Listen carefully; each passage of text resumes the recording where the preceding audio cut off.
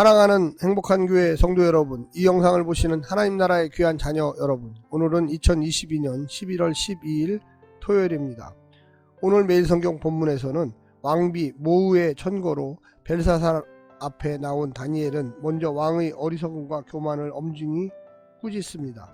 벨사살은 아버지 느부갓네살의 경험을 알고 있으면서도 하늘의 주제를 거슬러 자신의 위치를 높였습니다.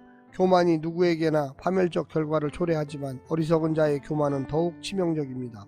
성전 그릇을 술잔 삼아 유흥을 즐기며 신상들을 찬양한 자는 여호와께서 주시는 분노의 잔을 마셔야 합니다. 오늘 본문을 나누어 보겠습니다. 다니엘 5장 17절부터 23절, 다니엘의 답변, 상급 거절, 느부갓네살의 경험 회고, 벨사살 책망, 24절부터 28절, 다니엘의 해독과 해석, 하나님께서 보낸 손가락, 글자해독, 글자해독, 29절부터 31절, 다리오에게 넘어간 벨사살의 나라, 높임받는 다니엘, 벨사살의 죽음과 바벨론의 멸망. 오늘 본문 다니엘 5장 17절부터 31절까지의 말씀을 듣고 다시 오겠습니다.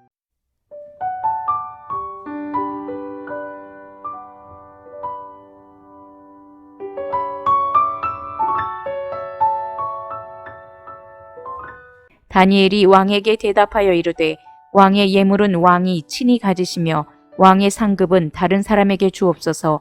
그럴지라도 내가 왕을 위하여 이 글을 읽으며 그 해석을 아뢰리이다. 왕이여, 지극히 높으신 하나님이 왕에 붙인 느부갓네살에게 나라와 큰 권세와 영광과 위엄을 주셨고 그에게 큰 권세를 주셨으므로 백성들과 나라들과 언어가 다른 모든 사람들이 그의 앞에서 떨며 두려워하였으며 그는 임의로 죽이며 임의로 살리며 임의로 높이며 임의로 낮추었더니 그가 마음이 높아지며 뜻이 완악하여 교만을 행함으로 그의 왕위가 폐한바되며 그의 영광을 빼앗기고 사람 중에서 쫓겨나서 그의 마음이 들짐승의 마음과 같았고 또 들나귀와 함께 살며 또 소처럼 풀을 먹으며 그의 몸이 하늘 이슬에 젖었으며 지극히 높으신 하나님이 사람 나라를 다스리시며 자기의 뜻대로 누구든지 그 자리에 세우시는 줄을 알기에 이르렀나이다. 벨사살이여, 왕은 그의 아들이 되어서 이것을 다 알고도 아직도 마음을 낮추지 아니하고 도리어 자신을 하늘의 주제보다 높이며 그의 성정 그릇을 왕 앞으로 가져다가 왕과 귀족들과 왕후들과 후궁들이 다 그것으로 술을 마시고 왕이 또 보지도 듣지도 알지도 못하는 금, 은, 구리, 쇠와 나무, 돌로 만든 신상들을 찬양하고 도리어 왕의 호흡을 주장하시고 왕의 모든 길을 작성하시는 하나님께는 영광을 돌리지 아니한지라. 이러므로 그의 앞에서 이 손가락이 나와서 이 글을 기록하였나이다. 기록된 글자는 이것이니 곧 메네 메네 데겔 우바르시니라. 그 글을 해석하건대 메네는 하나님이 이미 왕의 나라의 시대를 세워서 그것을 끝나게 하셨다 하미요. 데겔은 왕을 저울에 달아보니 부족함이 보였다 하미요. 베레스는 왕의 나라가 나뉘어서 메대와 바사 사람에게 준바되었다 함이니이다 하니 이에 벨사살이 명하여 그들이 다니엘에게 자주색 옷을 입히게 하며 금사슬을 그의 목에 걸어주고 그를 위하여 조서를 내려 나라의 셋째 통치자로 삼으니라. 그날 밤에 갈대아 왕 벨사살이 죽임을 당하였고 메대 사람 다리오가 나라를 얻었는데 그때 다리오는 60세였더라.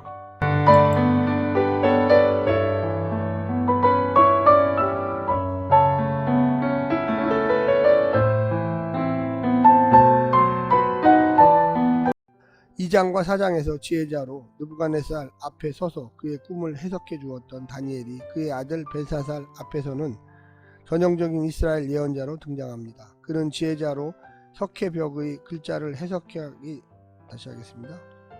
글자를 해석해 주기 전에 바벨론 왕 벨사살을 준엄하게 꾸짖습니다.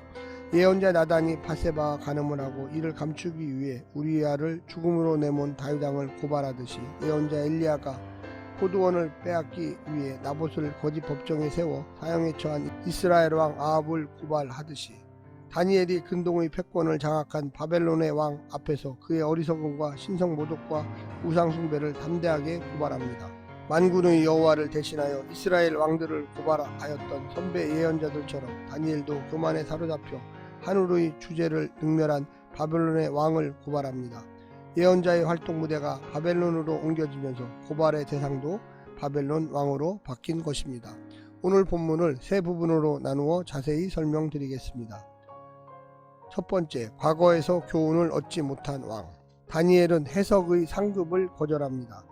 상과 상관없이 올바른 해석을 할 것이고 상을 받을 만큼 유쾌한 해석도 아니기 때문입니다. 그는 문자 해석을 하기 전에 선대왕 느부갓네살을 왕자에서 내리기도 하시고 올리기도 하신 자신의 하나님, 지극히 높으신 하나님을 소개합니다. 벨사살도 알고 있습니다. 그 사건에서 벨사살이 교훈을 얻어 자신의 고난이 하나님께 위임받은 것임을 알았더라면 성전 기물을 술잔으로 쓰는 오만은 없었을 것이고 이런 손가락 글씨로 메시지를 전하실 필요도 없었을 것입니다. 벨사살은 부왕 느부갓네살의 권력 남용을 하나님께서 단죄하신 것을 알면서도 마음을 낮추지 않았습니다. 아무 권력도 제멋대로 사용하도록 허용된 것은 없습니다. 하나님 앞에서 낮추고 백성들 앞에서 낮추지 않으면 자신이 가진 권력에 의해 자신이 망하게 됩니다. 두 번째는 벽에 새긴 하나님의 선고문. 벨사살은 하나님께서 임의로 주신 큰 권세를 자기 임의대로 사용함으로써 하나님을 부끄럽게 만들었으니 하나님도 그를 부끄럽게 만드실 것입니다. 그 나라에 수명이 다했습니다. 무게를 달아보니 공평과 정의가 부족했습니다. 이제 그들은 메대와 바사 사람에게 나누어 양도될 것입니다. 느부갓네살에게는 회개의 기회가 주어졌지만 벨사살은 이미 선대왕의 징벌과 회복을 통해서 보여주신 것을 애써 외면함으로써 스스로 기회를 저버렸습니다. 그는 나라의 운명을 결정하는 것은 자국의 국력이 아니라 하나님임을 인정하지 않았습니다. 마지막 세 번째는 곧장 창조를 만들어내는 하나님의 말씀. 다니엘의 해석을 듣고도 왕은 반응이 없었습니다. 선대왕처럼 찬양하지도 않고 회개하지도 않았습니다. 너무 태연하게 약속한 상금을 내릴 뿐입니다.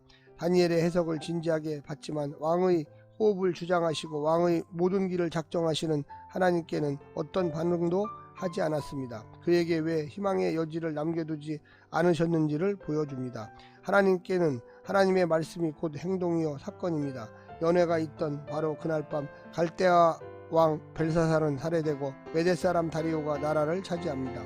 선고문은 단지 벽에 새겨진 글자만이 아니었습니다. 그것은 하나님의 행동을 불러일으키는 살아계신 하나님의 말씀이었습니다. 그분의 주권은 그날 밤에 바로 행동으로 옮겨졌습니다. 사랑하는 행복한 교회 성도 여러분, 이 영상을 보시는 하나님 나라의 놀라운 자녀 여러분, 하나님의 말씀은 곧 행동입니다. 하나님께서 말씀하시면 이루어집니다. 우리의 삶 속에 하나님의 말씀을 두려운 마음으로 늘 깨닫고 그 말씀대로 사시기를 간절히 부탁드립니다. 샬롬.